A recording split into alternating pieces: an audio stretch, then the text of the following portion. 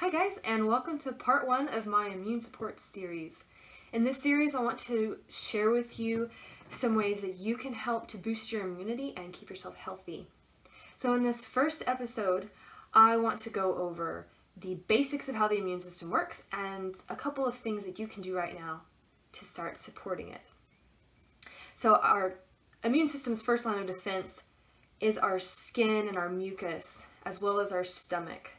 So you might think our stomach is kind of inside of us, but it's really an extension of the outside of us. We're like a donut. And so the inside of our mouths, down through our esophagus, that's still all connected to our skin.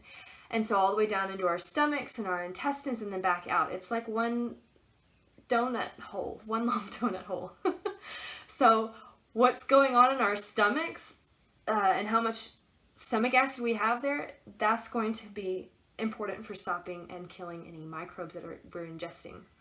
So having hydrated skin, so that it's not only elastic and resilient against getting cut and also healing fast, but that our mucus is being able to be produced, both wax in our ears and mucus in the nose and in the mouth, even the eyes being moist.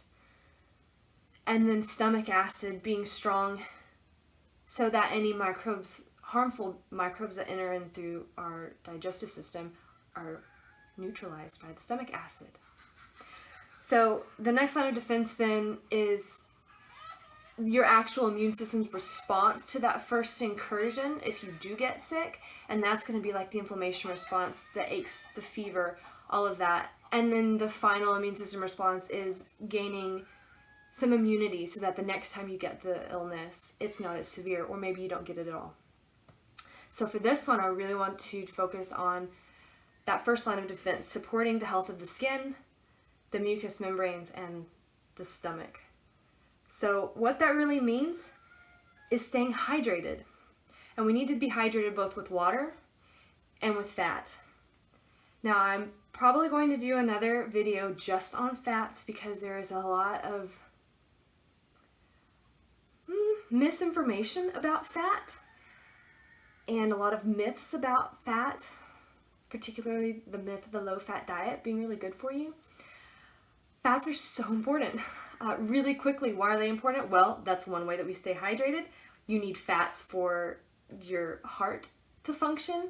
You need fats to create hormones, including changing the sunlight into vitamin D. Just being out in the sun doesn't give you the vitamin D. Your body has to take that, use cholesterol, and turn it into vitamin D. So cholesterol is important. Saturated fats are important.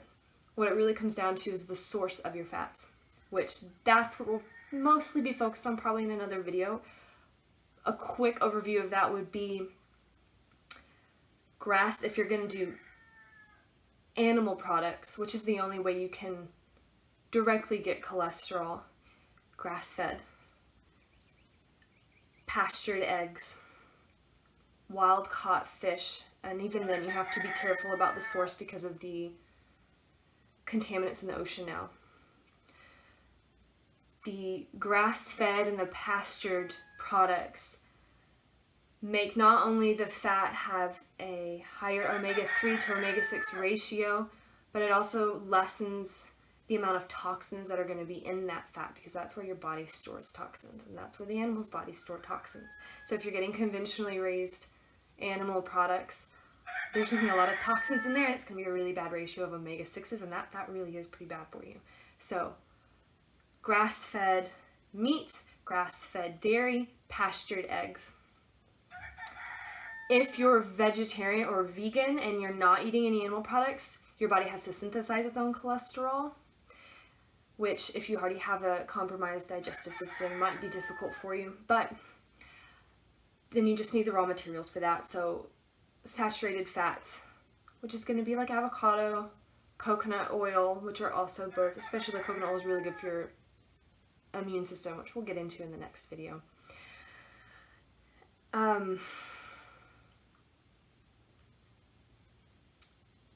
A lot of processed oils aren't as great as we're led to believe, namely olive oil. Olive oil, properly good olive oil, is great for you, but it really needs to be eaten raw, not cooked with. A lot of these oils have very low smoke points, meaning that if you cook with them, they turn into trans fats, which are so bad for you. That is bad fat. So that's something to be aware of. So eating fats, the fats, what does it do for you? It's hydrating your skin. The fats are helping you to also hydrate, so you have the mucus and can produce the mucus and can produce the waxes that are going to prevent any microorganisms from getting inside your external defenses. And the fat also goes directly into the lymph system. That is what helps to create your lymph. So if you're not eating enough fat, then you don't have a lot of the raw materials that your immune system needs to actually function.